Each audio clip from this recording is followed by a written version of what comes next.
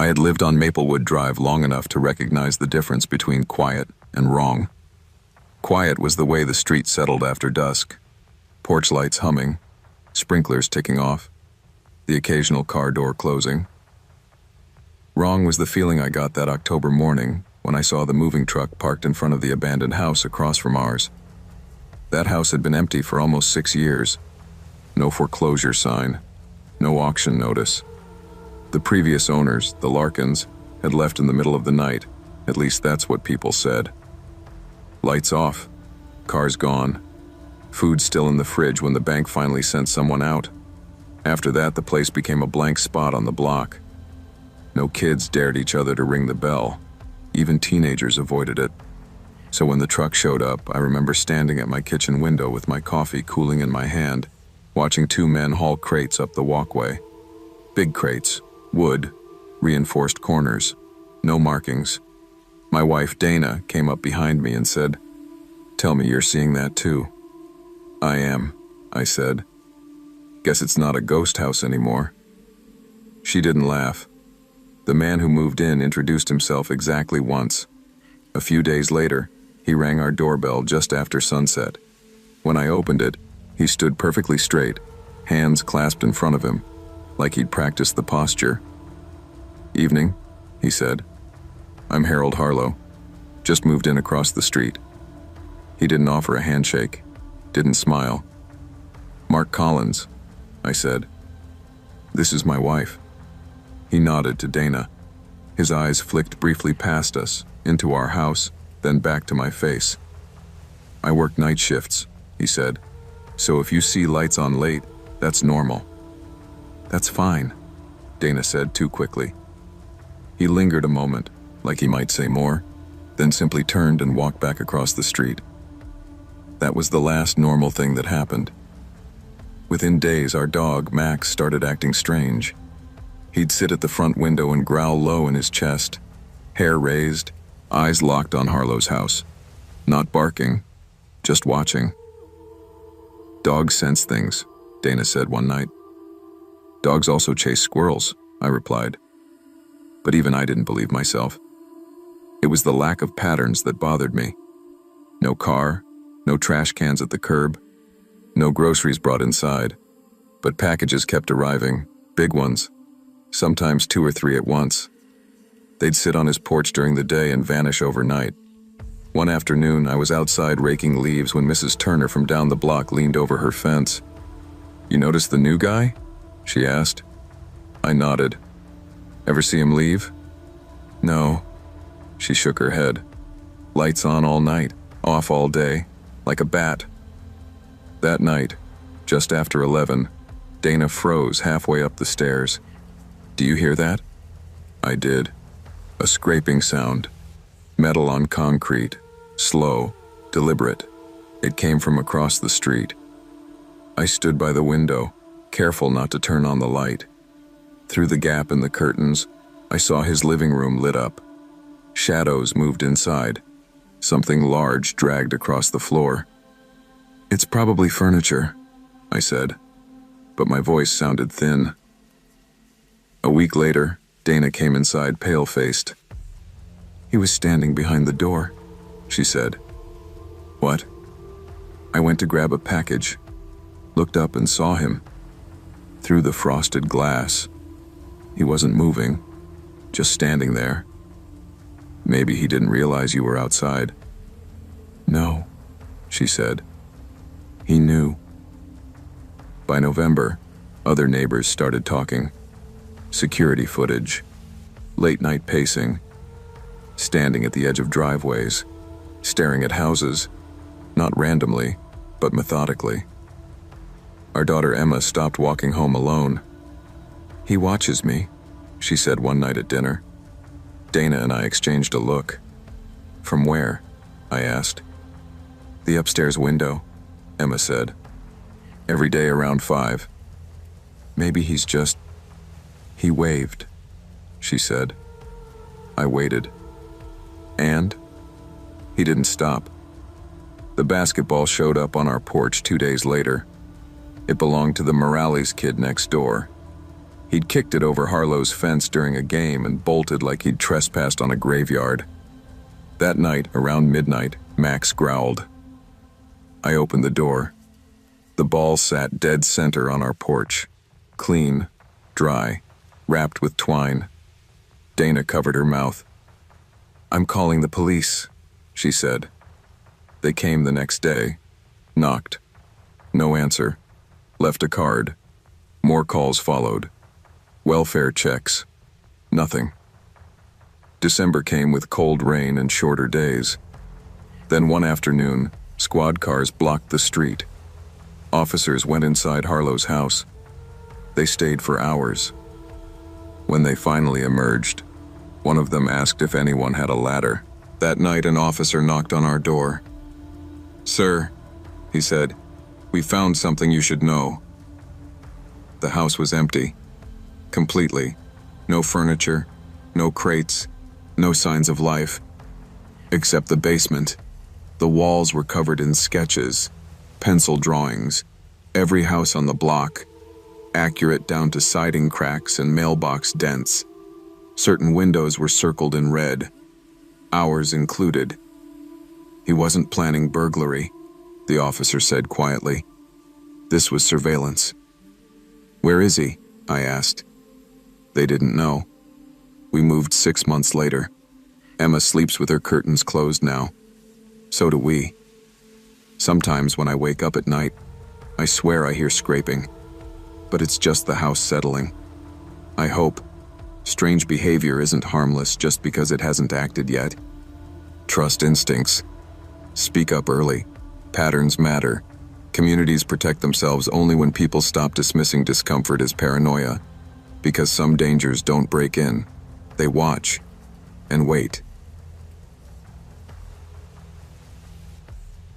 I moved into the apartment on East Calder Street in late August, the kind of time when summer hasn't quite loosened its grip, but fall is already waiting its turn.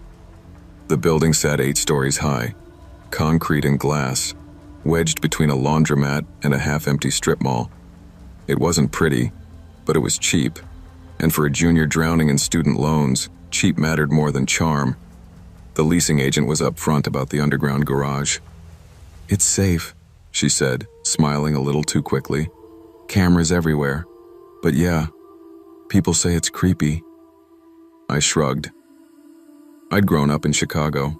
Creepy was just another word for quiet. The garage was 3 levels underground, all raw concrete and fluorescent lighting that buzzed like tired insects.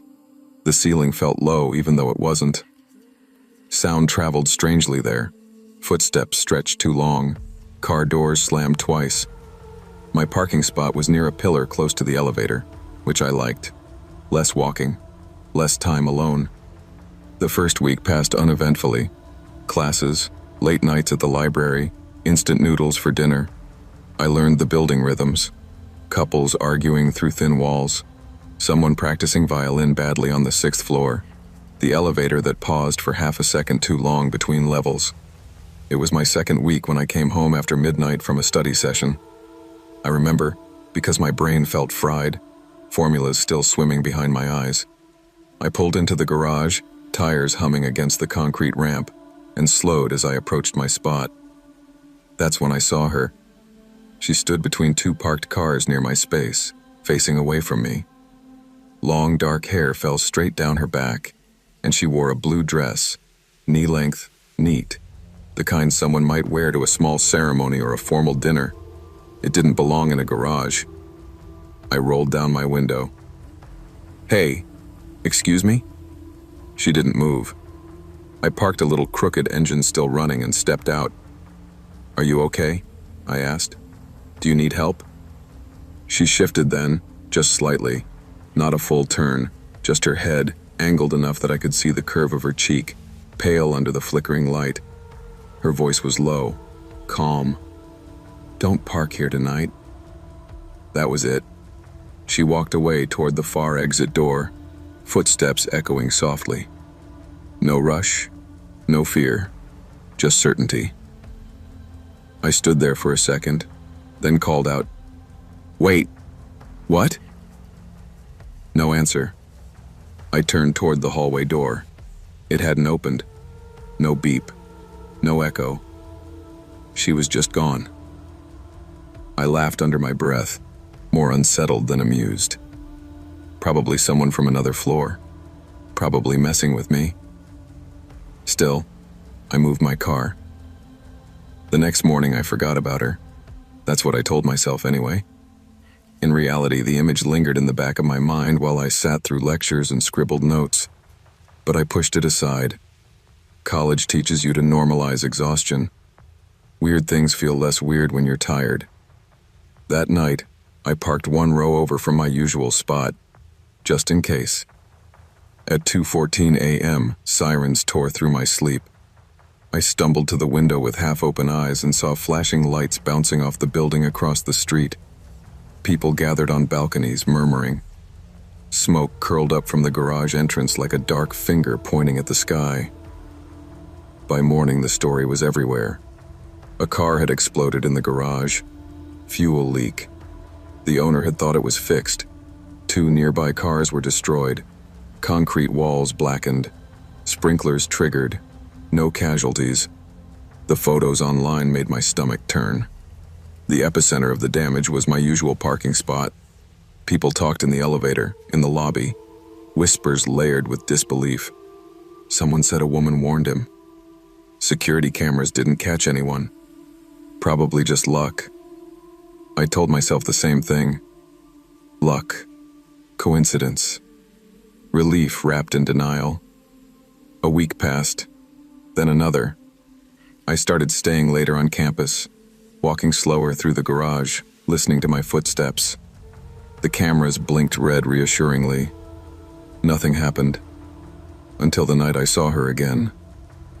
She stood near the elevator entrance this time, hands folded in front of her, posture straight. Same blue dress, same stillness. My heart kicked hard against my ribs. She looked at me fully now. Her eyes were tired. Not sad. Just focused. "Don't go up yet," she whispered. "What?" I asked. "Why?" But she was already stepping back, fading into the shadows between pillars. I hesitated. The elevator doors slid open with a soft chime. Then the alarm sounded. Metal groaned. Lights flickered. The doors slammed shut halfway. Somewhere above, people shouted. Maintenance confirmed later that the elevator had jammed between floors. 2 residents trapped for nearly an hour. I stood there staring at the empty space where she'd been. I went to management the next day. The property manager, a woman named Lisa, smiled politely as I explained. Her expression tightened when I mentioned the dress. "We've reviewed the footage," she said carefully. "There's no one there." She turned the screen toward me. Grainy video showed the garage. Me, alone, talking to nothing. "No one else enters the frame," she added, "at any point." I left feeling embarrassed and unsettled in equal measure. The third time I saw her, I didn't question it. She stood beside a pillar, watching a car idle too long. She shook her head once. The driver pulled away moments later. The engine stalled down the ramp, smoke curling from the hood. I started paying attention. Not to her, but to what happened after.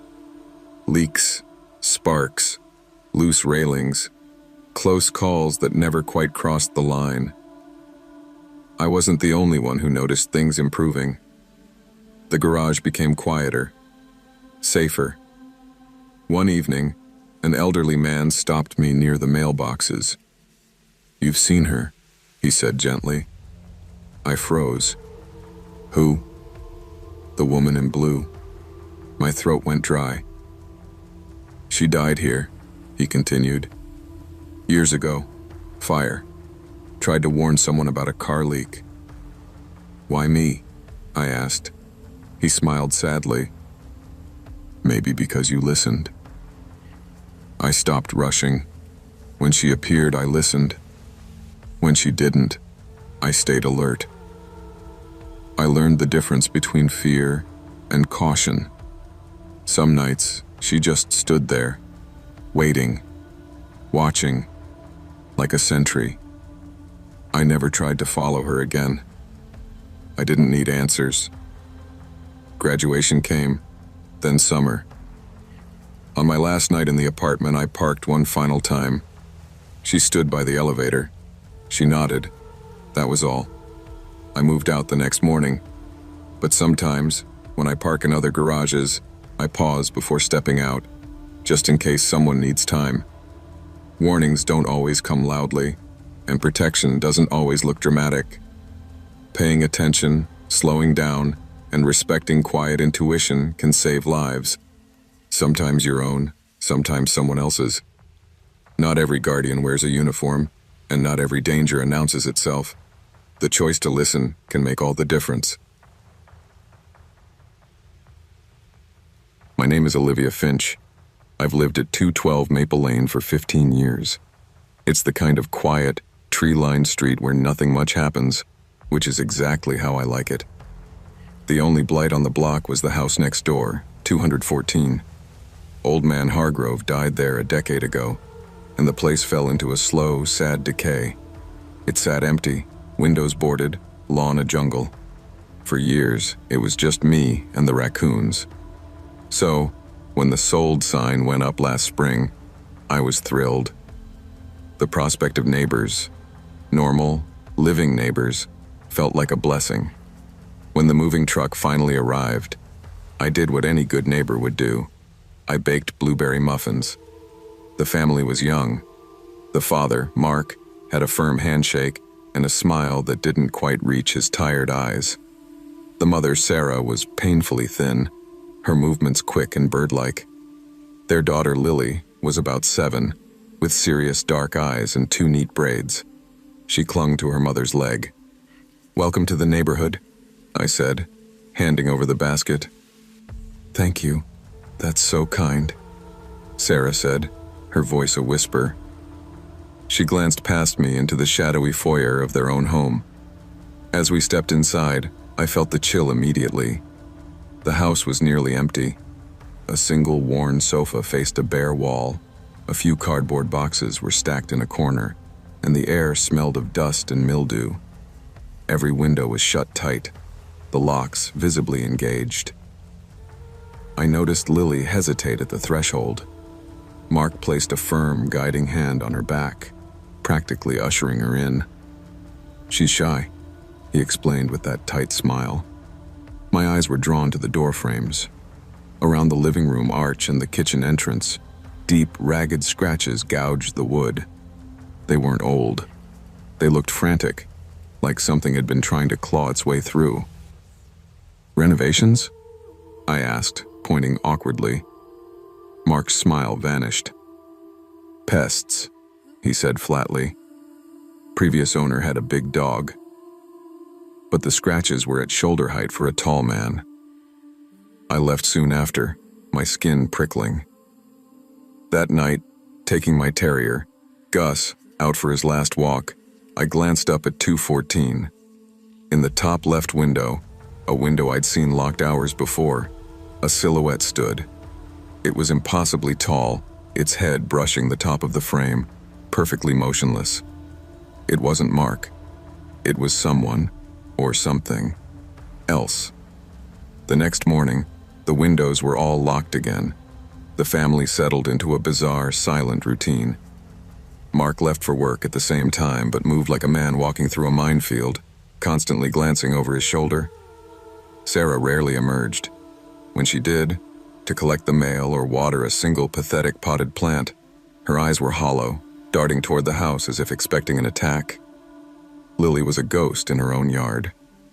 She'd swing on the rusted swing set, but her movements were listless, her eyes always fixed on her back door. I tried to be friendly, waving, offering to have Lily over to play. My offers were met with polite, panicked refusals. "She's not feeling social," Sarah would say, pulling her daughter close. One evening, a week after they moved in, a storm rolled in. The wind howled, and the old bones of 214 groaned. I was reading in my living room when Gus began to growl, low and steady, at the wall we shared with them. Thump. A heavy, singular impact shook the pictures on my wall. Then another. Thump. It was coming from their basement. I froze, my book forgotten. It wasn't the sound of a box falling. It was the sound of something striking solid wood with purpose. It stopped as abruptly as it started. 10 minutes later, through the sheeting rain, I saw Mark hurry out the back door with a large, heavy-looking black bag. He threw it into his car trunk and sped away. He returned an hour later, empty-handed. He stood in the driveway for a long time, just staring at his house in the rain, before squaring his shoulders and going back inside, like a soldier returning to a trench. The incident that changed everything happened on a Tuesday. A crisp, cold autumn night. I was taking out the recycling when I saw a small, pale shape on my porch. It was Lily. She stood barefoot on the cold concrete in thin pajamas, shivering violently. Her face was streaked with tears. "Lily, honey, what's wrong?" I rushed toward her. She flinched but didn't run. Her voice was the faintest whisper, swallowed by the night. "Please don't tell my dad I came here." "Why not? Are you hurt?" She shook her head, her braids swinging. Her eyes were huge with a fear no child should know. "He'll think it followed me." Before I could process her words, the front door of 214 flew open. Mark sprinted across the lawn, his face a mask of pure terror. He didn't yell. He scooped Lily up, holding her so tightly she gasped. "I'm so sorry, Olivia," he babbled, backing away. "She sleepwalks. She shouldn't have bothered you." "Mark, she's freezing. She said something about—" "She has nightmares," he interrupted, his voice cracking. "Just bad dreams. Thank you. Good night." He practically ran back inside, clutching his daughter. The door slammed shut, and I heard the distinct sound of multiple locks engaging. I stood frozen on my porch, Lily's whispered words echoing. "He'll think it followed me." 2 nights later, the sounds began in earnest. I was in bed when the first heavy thud echoed through the wall, then another. It was a footstep, but massive, ponderous, as if something huge and weighty was pacing in their living room. Thud, drag, thud, drag. Gus whined, burrowing under the covers. My heart hammered against my ribs. Then I heard Mark's voice, shrill with desperation. "No! Stay downstairs! You stay in the basement!" A guttural, grating sound answered him. Not words, but a vibration that made my teeth ache. The heavy footsteps descended. I heard the basement door slam. Then silence. For an hour, I debated. This wasn't a marital dispute. This was something else. Finally, fear for that little girl overrode my reluctance to intrude. I called the police. I told them I believed my neighbors were in danger, that I heard violent threats and strange movements. The police arrived 20 minutes later, their cruiser lights painting the quiet street in flashes of blue and red. They knocked on 214's door. No answer. They circled the house, shining flashlights. One officer tried the front door. It was unlocked. They went in. I watched from my window, clutching Gus. 5 minutes later, an officer came to my door. His face was grim. "Ma'am, the house is empty. No one is here." "That's impossible. Their cars are gone?" "Gone. And so is all their furniture, their belongings. Everything. It looks like they left in one hell of a hurry." I insisted on seeing. The officer, perhaps seeing my genuine shock, let me stand in the doorway of 214. The emptiness was absolute. The single couch, the boxes, the potted plant, all gone.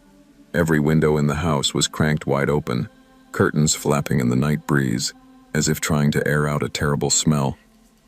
The door to the basement was not just open. It was off its hinges, leaning against the wall. The wood around the lock was splintered outward. "We're not going down there without backup," the officer said, shining his light down the stairs. The beam illuminated the concrete floor. There, In the thick dust were footprints. Large, bare, human-like footprints. They led from the bottom of the stairs across the floor to the far wall. And in that wall, behind where an old water heater had been pulled aside, was a jagged, dark hole. The cinder blocks had been broken inward, creating a passage just big enough for a large man to crawl through. The hole didn't lead outside.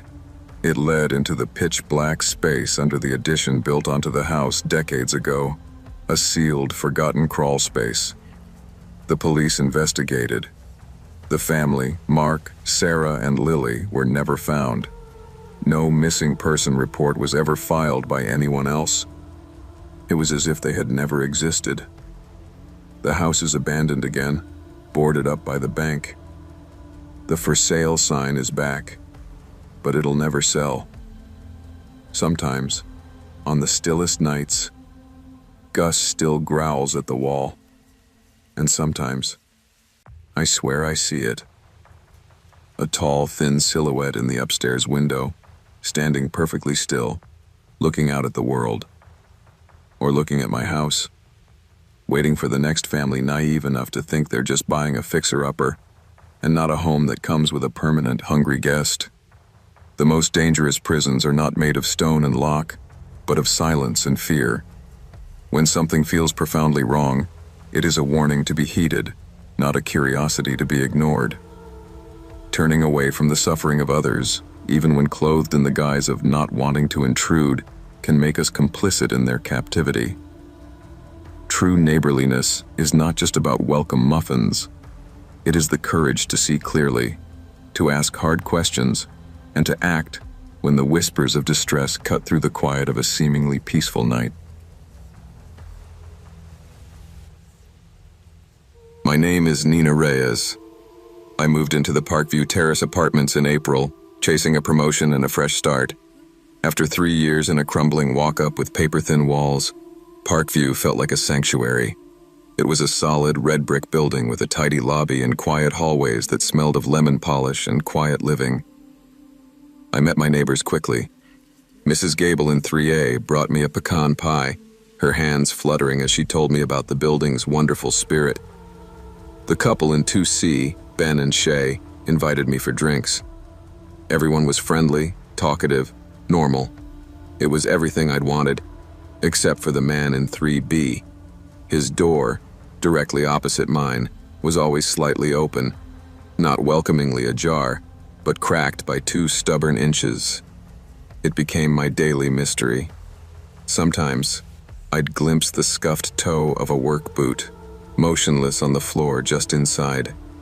Other times, I'd see the faint, dark suggestion of a shape standing back in the gloom, a silent sentinel. The first time I heard the click, I was locking my own door. It was a soft, metallic snick from across the hall.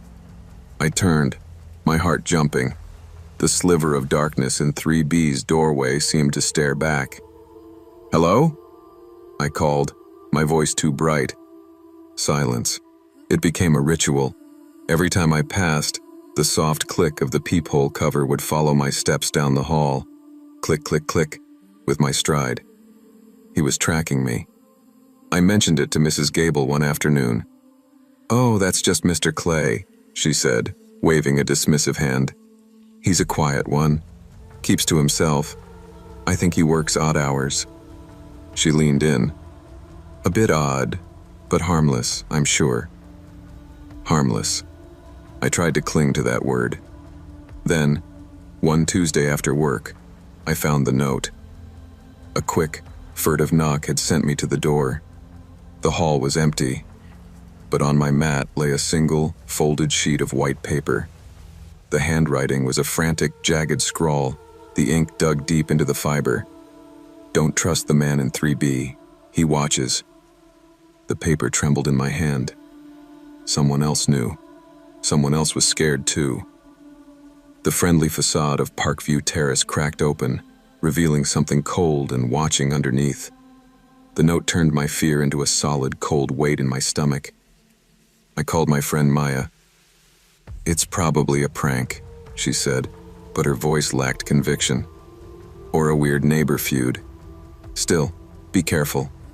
Use the chain. I did more than that. I bought a rubber doorstop and jammed it under the knob. That night, every creak of the old building was a footstep. Every whisper of the air conditioner was a breath. Then, around 2 a.m., I heard the real thing. Thud, thud, thud. Slow, heavy footsteps. They stopped right outside my door. I froze. The sheets clutched in my fists. I heard the subtle groan of the floorboard as weight settled against the wood. Then, the low, slow sound of breathing. A deliberate, audible exhale that seeped under the door. My own breath hitched. I was too terrified to move. Tap, tap, tap. 3 gentle, probing taps on the door. Not at knob height, but lower, as if someone was crouching there, testing the strength of the wood. A sound escaped my throat, a whimper of pure fear. The breathing stopped. After an agonizing minute, the heavy footsteps receded down the hall. I waited, shivering, for what felt like an hour before slinking out of bed. I pressed my eye to my own peephole. The hallway was dim and empty, but the door to 3B was wide open. For the first time, it gaped fully open, a perfect rectangle of pure, silent blackness. No light, no sound, no shadow of a boot.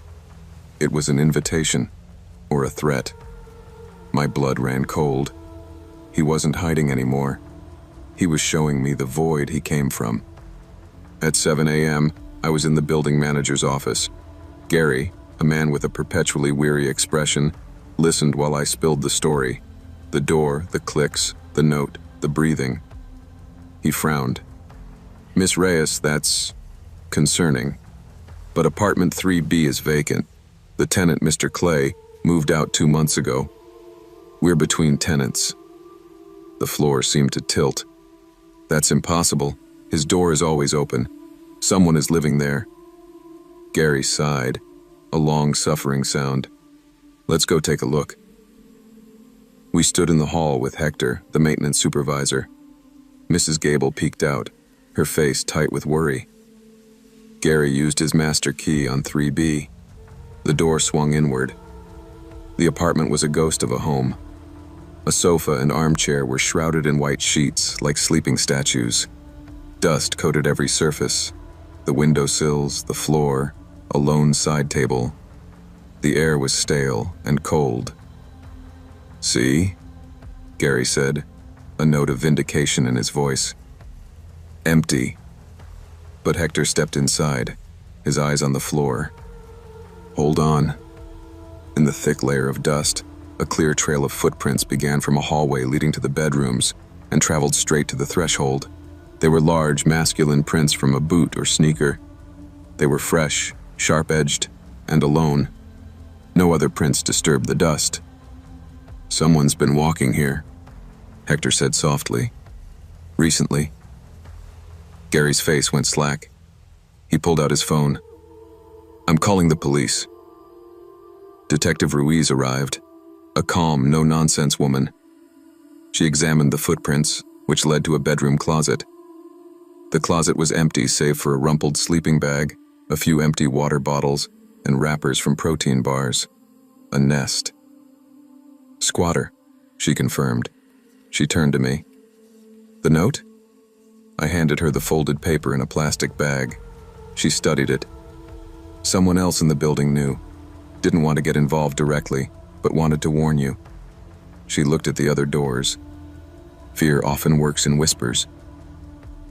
With the police report filed and the locks on 3B changed, a tense calm settled over the 3rd floor. But the mystery of the note gnawed at me. Who had left it? That person had been my silent guardian. I started paying closer attention. I thanked Ben and Shay for their support. "Did you ever see anything from that apartment?" I asked casually. Ben scratched his head. "You know, a few weeks ago I thought I heard a radio playing in there late at night. I figured the old tenant hadn't moved out yet. Didn't think much of it. I helped Mrs. Gable with her groceries. "It's just so frightening," she clucked. "To think he was right there. I told Gary we need better security lights." The note was so strange, I ventured. "Any idea who might have written it?" Her eyes darted away. "Oh, honey, no, but we all notice things, don't we? We just don't always say." Her words hung in the air. We all notice things. The breakthrough came from Leo, the quiet man in 1A who cared for his elderly mother. I found him struggling with a bag of recycling. As I helped him, I mentioned how grateful I was for the anonymous note. He went very still. His hands shook. I just knew you were new," he stammered, not meeting my eyes. "You seemed nice. He had a key. I saw him use it on the service entrance. He didn't belong." My breath caught. "You saw him?" Leo nodded, a quick, bird-like motion. "Many times. Late. He'd just stand in the hallway, listening. I was afraid for my mother. The note, it was all I could do." Tears of shame or fear welled in his eyes. "I'm not brave." "You were brave enough," I said, my voice thick. "Thank you, Leo." He had given the police a description. A man in a dark hoodie, average build, moving with quiet purpose. He'd had a key. That changed everything. This wasn't a random homeless person finding an open door. This was someone with access, with intention. Detective Ruiz followed the key lead. The former tenant, Mr. Clay, was a long-haul trucker. When pressed, he admitted an old roommate, a cousin named Derek, had never returned a key after a bitter argument a year ago. Derek had recent arrests for trespassing. The pieces fit. Derek knew the apartment was vacant. He had a key. He'd been using it as a free flophouse. My arrival, a new observant neighbor directly across the hall, had threatened his sanctuary. The taps on my door weren't just menace. They were the rage of a cornered animal being displaced. A warrant was issued, but Derek had vanished back into the city's shadows. The building installed a key fob system. Gary was replaced. 3B was rented to a loud, cheerful family with a baby. I changed too. I installed a steel security bar for my door. I took a self-defense class. My friendship with Leo became a quiet understanding. We'd share a nod, a silent acknowledgement of the fear we'd witnessed, and the small, fragile act of courage that had passed between us. One evening, months later, I came home. I used my key fob, heard the solid thunk of the lobby door locking. The hallway was bright. From behind the door of 3B, I heard the sound of a baby laughing. At my own door, I paused. I didn't just unlock it and rush in. I looked at the frame. I listened.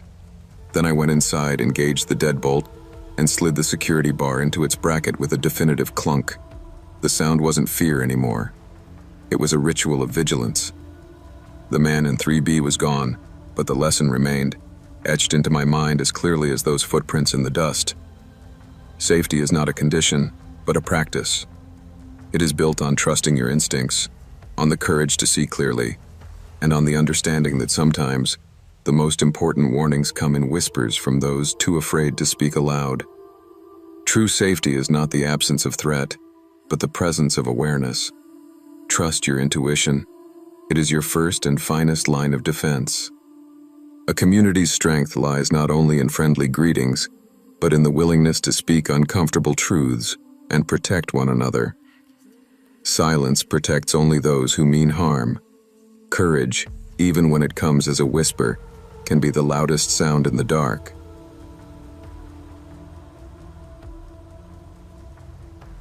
I bought the house because I wanted quiet. After the divorce, after the noise of lawyers and paperwork and people telling me what I should feel, I wanted space that didn't ask questions. The farmhouse sat on 5 acres of land outside of Pine Hollow, the kind of rural town that existed mostly as a name on a map and a blinking caution light. No street lamps, no sidewalks, Just trees, fences, and long stretches of road where you could drive for 10 minutes without seeing another set of headlights. The realtor warned me about winter.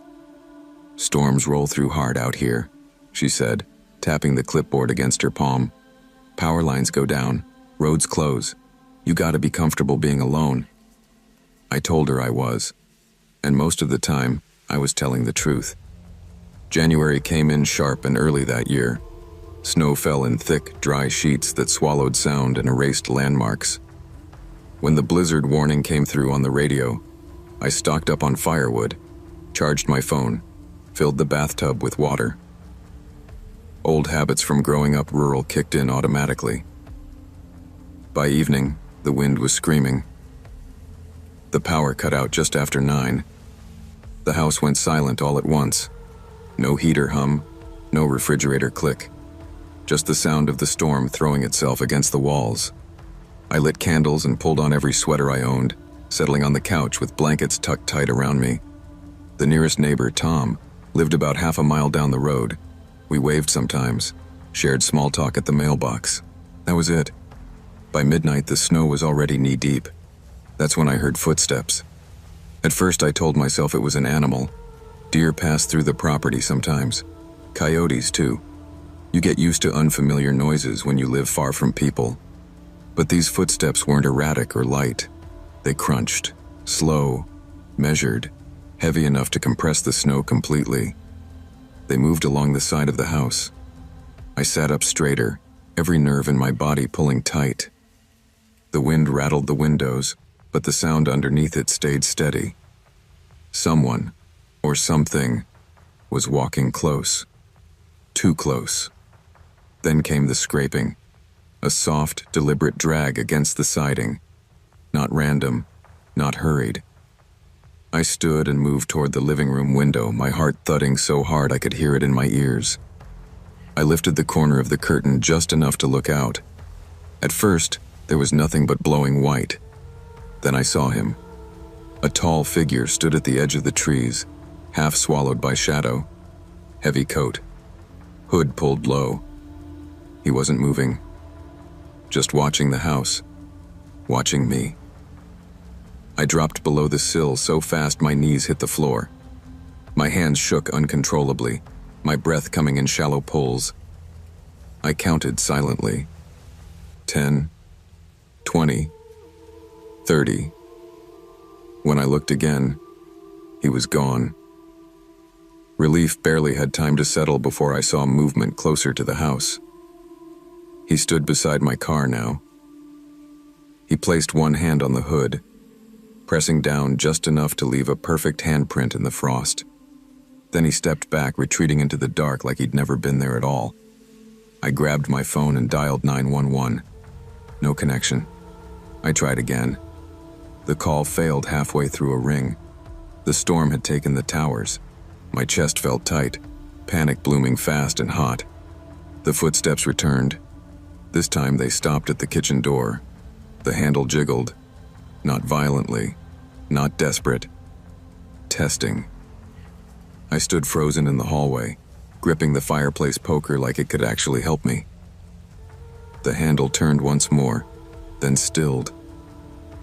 Minutes passed, or hours. Time lost its shape. Then headlights cut through the storm. A truck pulled into my driveway, tires grinding against packed snow. Someone jumped out, shouting my name. It was Tom. I unlocked the door and nearly collapsed when I saw him. He ushered me inside his truck cab, warmth briefly before insisting we look around. He swept his flashlight across the yard. Tracks covered the snow. They circled the house, every window, the garage, the car. Tom frowned, crouching low. "These are fresh," he said slowly, "on top of the snowfall." I swallowed. "Where do they lead?" He scanned the darkness. They don't.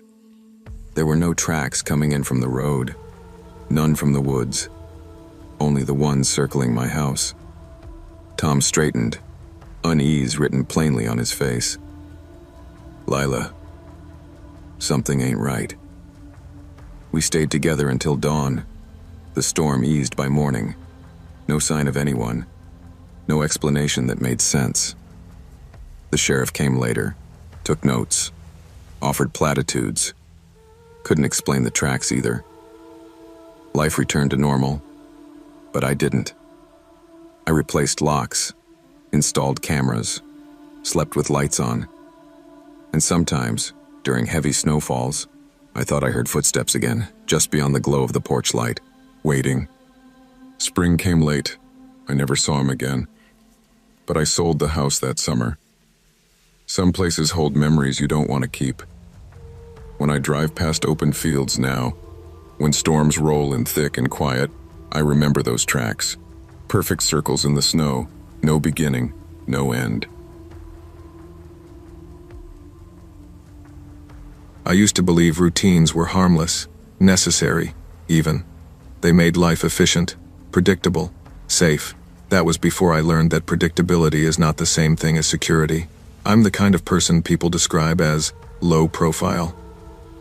I don't draw attention. I don't overshare. I pay my rent early and keep my headphones on in public. I thought that made me invisible. Turns out, it just made me easy to study. My life fit into clean, repeatable patterns. Wake up before sunrise. Coffee strong enough to burn.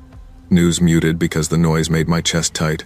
Same shoes, same jacket, same staircase, same timing, down to the minute. I didn't know someone else was memorizing it. I didn't know that my consistency was being treated like a script. The building was old and narrow. 4 floors stacked like a filing cabinet that had been dropped too many times. Sound carried badly. If someone sneezed on the 3rd floor, you heard it on the 1st. That's how I knew when someone moved into Unit 3B. There was no moving truck, no dragging furniture, no awkward knocks asking for help with a couch. Just a strip of masking tape appeared on the door one morning, the ink slightly smudged. Unit 3, BR, Hale. I stood there longer than necessary, reading it twice like it might change. I saw him once that first week. We passed on the stairs. He was tall, mid-30s maybe, wearing a gray jacket that didn't stand out. His face didn't either. Brown hair, brown eyes, the kind of person you forget immediately after seeing. Except he smiled like he recognized me. "Morning," he said. "Morning," I replied, automatically. His timing was odd. He stepped out of his apartment seconds after I did, close enough that I felt his presence behind me but not close enough to feel threatened. At first, it felt normal. Coincidences happen. People leave for work around the same time, but coincidence doesn't keep pace when you slow down. The first real test was the stairs. I stopped halfway down to retie my shoe. I wasn't rushing. I wanted to see what would happen. Behind me, the footsteps stopped too. No shuffling, no weight shift, just stillness. I waited. So did he. When I stood back up, the footsteps resumed, perfectly spaced, like an echo that knew exactly when to follow. I told myself I was being paranoid. Stress does that. Living alone does that. Then things inside my apartment started changing. Small things, wrong things. My favorite mug was moved from the left side of the sink to the right. My coat was hanging inside out. My alarm tone changed. Same model phone, same default ringtone I'd heard through the wall when his phone rang. I started taking pictures before bed. Door locked, deadbolt engaged, chain secured. Still, I woke up tired. Like someone had been watching me sleep, memorizing how my chest rose and fell. One night, I heard him practicing. At first I thought he was on the phone. Then I realized he was repeating my voice. Not mocking, studying. He mimicked the pauses, the breath I took before speaking, the way my voice dipped at the end of sentences. I pressed my ear to the wall. "I'm fine," he whispered. My words, my voice. I confronted him in the hallway the next morning. My hands were shaking, but my voice stayed steady. "Are you copying me?" He looked genuinely confused. "I don't sound like you," he said. Then, after a moment, he smiled. "Not yet." That's when other people started acting strange. My coworker asked if I'd changed something about my appearance. I hadn't. A barista insisted I'd already picked up my order. My phone log showed outgoing calls I didn't remember making. Long conversations where I spoke confidently, clearly, like someone more decisive than me. I checked my reflection constantly. It started lagging. A blink delayed. A smile that came a second too late. I stopped trusting mirrors. I came home early one afternoon. My door was open. Inside, I heard movement. furniture shifting, someone humming. Then I heard my laugh. Perfect, familiar, effortless. He walked out wearing my jacket. Didn't run, didn't panic. "You're early today," he said. I screamed. He stepped closer, lowering his voice. "You live so carefully," he said. "It takes effort to wear someone properly." The police found nothing. No lease, no fingerprints, no record of our Hale ever existing. They said Unit 3B had been empty. After that, reality thinned. I moved without deciding to, spoke without thinking. It felt like my actions were being rehearsed somewhere else first. The final morning, I woke up on my couch. Across the hall, Unit 3B was open. Inside was my life. On the wall, written in my handwriting, asterisk, asterisk, "You can rest now. I've got it. Asterisk, asterisk. The landlord says I moved out weeks ago. Everyone agrees. They say I seemed happier. The scariest thing isn't being watched. It's being understood so completely that someone else can step into your life and no one notices the difference. Routines create comfort but unchecked. They also create vulnerability. When you stop questioning the familiar, you stop protecting yourself. Pay attention to who's watching, and never assume that being quiet makes you invisible. Sometimes, it just makes you replaceable.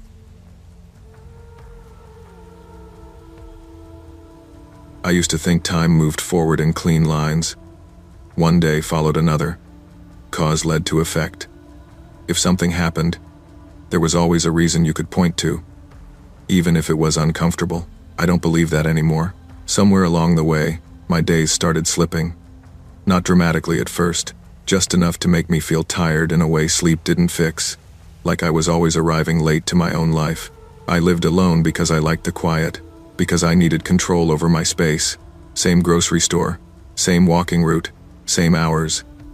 I thought that made things simpler. I didn't know I was being measured against a future version of myself. The calendar was the first thing that felt wrong.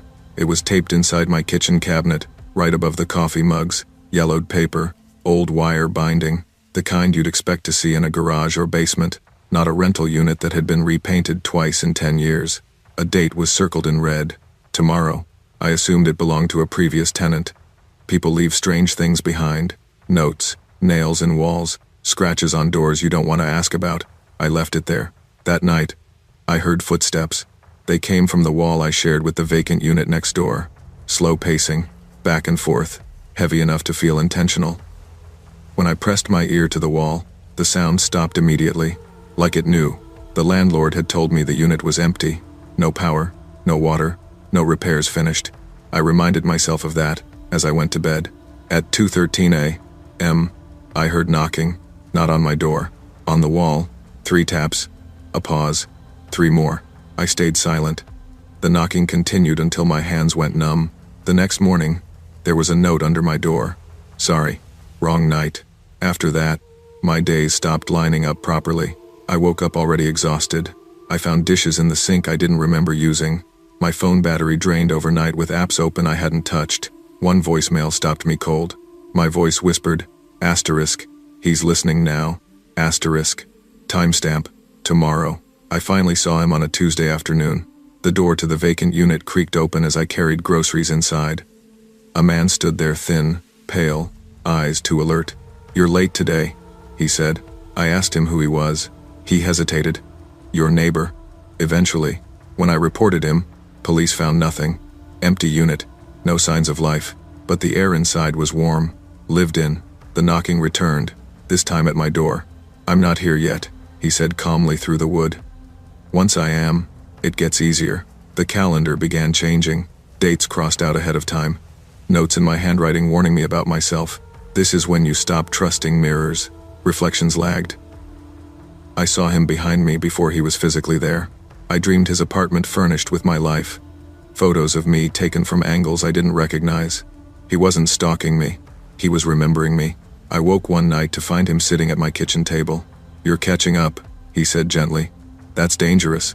I asked what happened when I reached his day. "That's when I move out," he said. "And you move in." I understood then that he wasn't replacing me. I was becoming him. The police found my apartment empty the next morning. No signs of struggle, just the calendar. Today circled in red. The unit next door finally had its lights on, and someone inside was unpacking my life. When you live on autopilot, You stop noticing when your life starts moving without you. Pay attention to your days. Question what feels normal, because the moment you stop owning your time, someone else may decide to live it for you. I chose the house because it was quiet. It sat on the edge of a modest suburban street, identical to the others except for a slightly leaning mailbox and a maple tree whose roots had cracked the sidewalk. Nothing about it stood out. That was the point. I wanted a place where days blended together, where no one paid attention to who came and went. For most of my adult life, I believed anonymity was safety. I worked predictable hours. I bought groceries on Sundays. I watered the lawn on Wednesdays. The kind of routine people fall into without realizing it's happening. I told myself it was discipline, stability, proof that I had my life together. I didn't know routines could be studied. I didn't know consistency could invite someone in. And I didn't know how easy it was for another person to learn the shape of my life well enough to wear it. The first time I noticed him, it barely registered.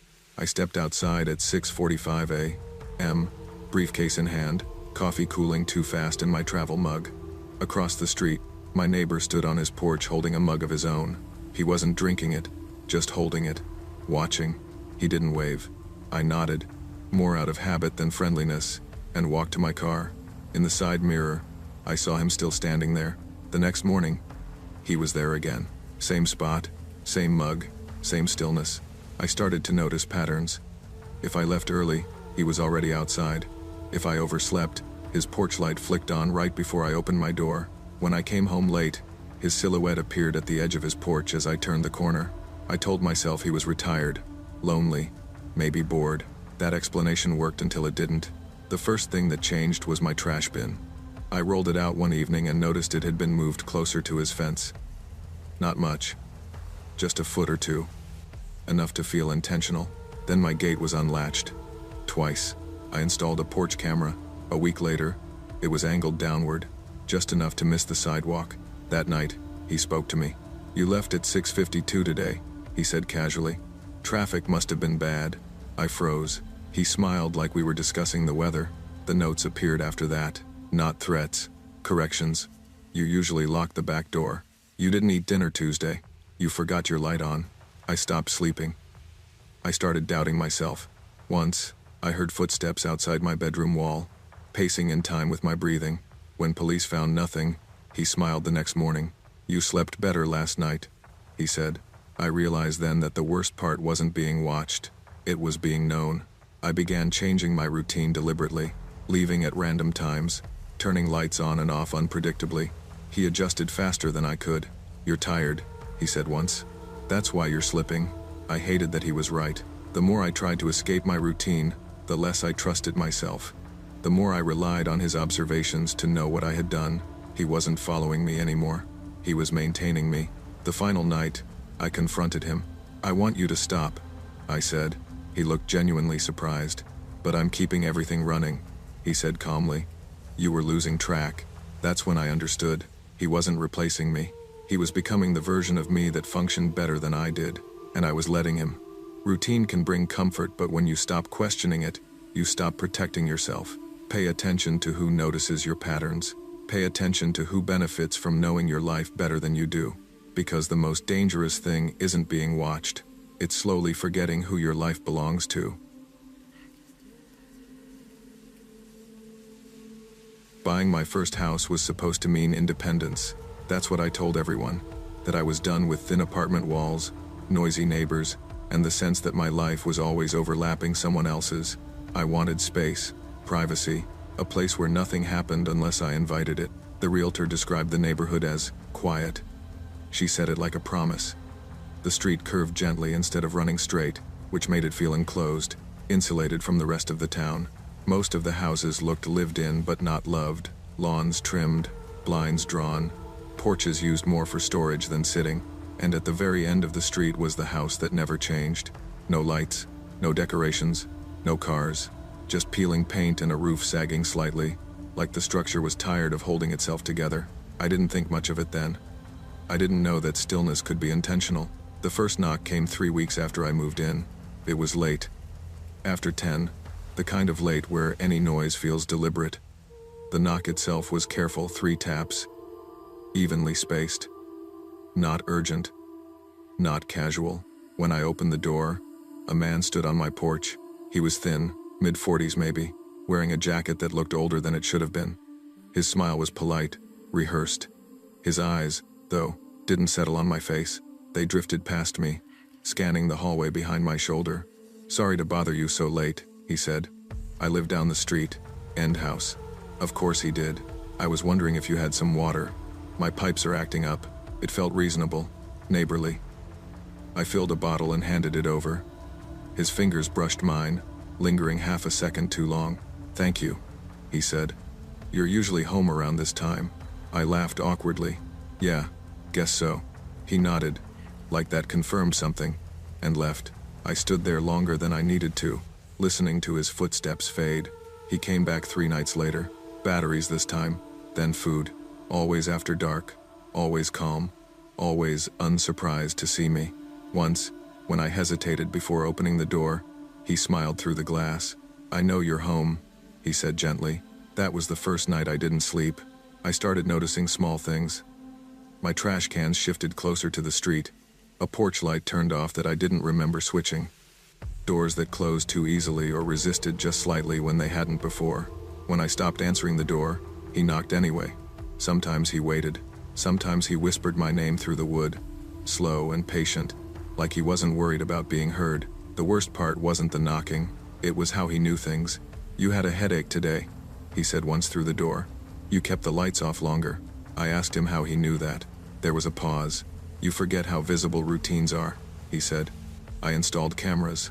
They caught nothing. No movement, no one approaching, but I still found evidence of adjustment. My life nudged, rearranged. I began questioning my own memory, whether I was locking doors, turning off lights, taking out trash. The sense of being watched didn't spike. It settled. The final knock was frantic. "There's a leak," he said. "Something dangerous." Against every instinct I followed him. His house was hollow, cold, empty of any sign of living. No furniture, no warmth.